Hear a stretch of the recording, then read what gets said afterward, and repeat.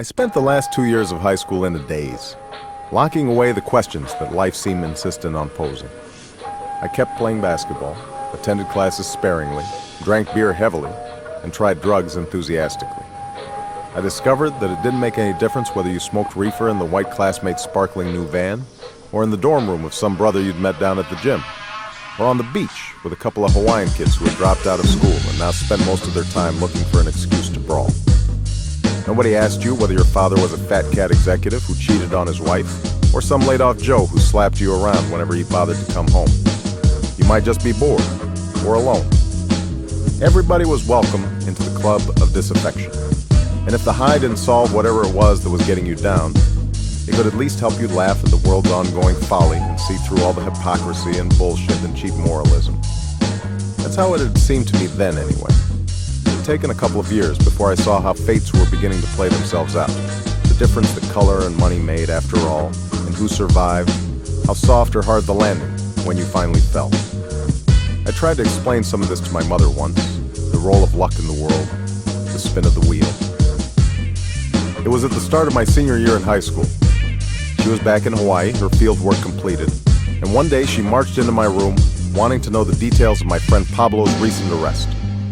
I'd given her a reassuring smile and patted her hand and told her not to worry. I wouldn't do anything stupid. It was usually an effective tactic, another one of those tricks I had learned. People were satisfied so long as you were courteous and smiled and made no sudden moves. They were more than satisfied. They were relieved. Such a pleasant surprise to find a well-mannered young black man who didn't seem angry all the time. Except my mother hadn't looked satisfied. She had just sat there, studying my eyes, her face as grim as a hearse. "Don't you think you're being a little casual about your future?" she said. "What do you mean?" "You know exactly what I mean. One of your friends was just arrested for drug possession. Your grades are slipping. You haven't even started on your college applications. Whenever I try to talk to you about it, you act like I'm just this great big bother."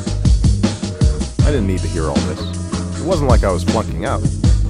I started to tell her how I'd been thinking about maybe not going away for college, how I could stay in Hawaii and take some classes and work part-time.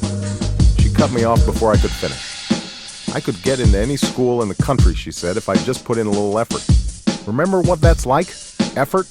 Damn it, Bear, you can't just sit around like some good-time Charlie waiting for luck to see you through."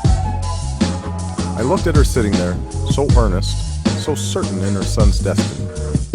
The idea that my survival depended on luck remained a heresy to her. She insisted on assigning responsibility somewhere, to herself, to Gramps and Toot, to me. I suddenly felt like puncturing that certainty of hers, letting her know that her experiment with me had failed. Instead of shouting, I laughed. "A good time Charlie, huh? Well, why not? Maybe that's what I want out of life. I mean, look at Gramps. He didn't even go to college." The comparison caught my mother by surprise. Her face went slack, her eyes wavered. It suddenly dawned on me her greatest fear. "Is that what you're worried about?" I asked her. "That I'll end up like Gramps?" She shook her head quickly. "You're already much better educated than your grandfather," she said. But the certainty had finally drained from her voice. Instead of pushing the point, I stood up and left the room. I'm Barack Obama, and I approve this message.